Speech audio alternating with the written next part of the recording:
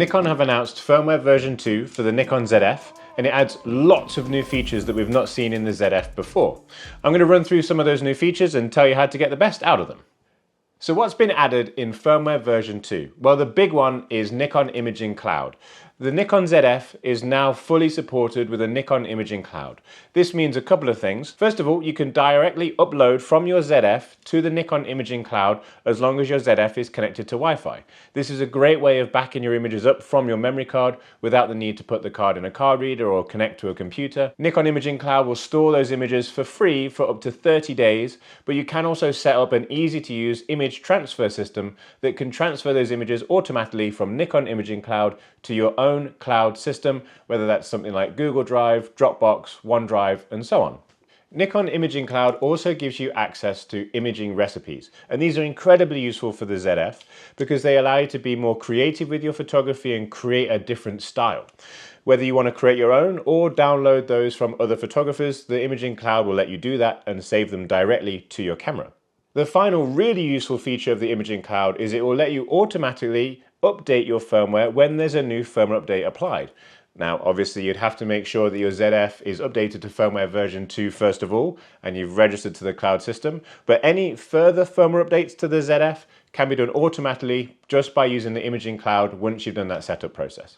Along with the Nikon Imaging Cloud, firmware version 2 also brings with it high-res zoom. High-res zoom is a feature that we've seen in previous Nikon Z series cameras, but it's a first for the Zf. High-res zoom can allow you to double your focal length, effectively applying a 2x zoom to the video. You can choose how quickly or how slowly it zooms in and out, and that 2x zoom does not affect your image quality. High-res zoom can be applied when you're recording in Full HD.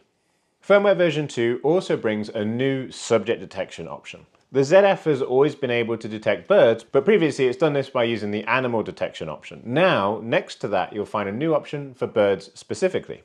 This is going to be really useful for those of you that are using your Zf for bird photography. And it's going to be much better in a couple of different scenarios. If you're dealing with smaller or different shaped birds, it's going to be easier to focus on them. Or if you're in a situation with birds that are moving very quickly, or even against a busy background, the autofocus is going to respond much faster and make sure that they are in focus more of the time. So if you've been using your Zf for wildlife and photographing birds, this new bird detection option is definitely going to be incredibly useful for you. The Nikon Zf is already a fantastic camera to use with manual focus lenses, but with firmware version 2, there's a range of new features that makes using manual focus lenses even easier. The first of those adjustments for manual focus in lenses is the live view display zoom. So previously on the Zf you could zoom in up to 200%, now you can zoom in up to 400%. That extra zoom is just going to make it so much easier to confirm that your focus is dead on, and it's going to be so much easier for those of you that use manual focus lenses for things like macro, landscapes and detailed scenes, and you just want to make sure you're focused in the exact spot you want.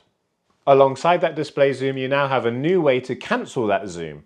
So previously you either had to zoom in or zoom out or take a picture to cancel that zoom. Now you can just half press the shutter to cancel that zoom in action. So you can quickly go from the zoomed in view where you've manual focused to then go back out to your main composition to make sure you're happy with the shot. There's also been major improvements to non-CPU lens data. Previously, you were always limited to a particular focal length or a maximum aperture based on what Nikon had entered into the camera for you. Now, you can freely enter any focal length and any maximum aperture of your choice. And you can also name each individual lens. Previously, you had to remember what lens you'd assigned to number slot 1, 2, 3, and so on. But now you can name each slot in accordance with the lens that you've assigned to that non-CPU lens data slot. A particular favorite setting of mine is exposure delay mode. Exposure delay mode has been added to other Nikon Z series cameras in the past, but now we have it in the new firmware version 2 on the Zf. Exposure delay mode allows you to build in a short delay of half a second, 1 second, 2 seconds, or 3 seconds, and that delay is built in after you press the shutter button. It means that you don't have to rely on a remote, and it is a really easy way of getting rid of camera shake when using your camera on a tripod and using a slow shutter speed. The next new addition is going to be really interesting for those of you that like to customize the way that you shoot with your ZF. You can now add ISO and exposure compensation directly to the command dials. This means that you don't have to rely on the dedicated dial on the top of the camera, and you don't have to rely on the option in the menu system either.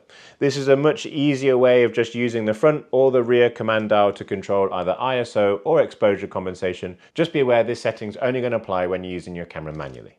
All of these new features in firmware version 2 are going to make the ZF an even better camera to use, and I for one am really excited to get out and start taking more pictures with my Nikon ZF.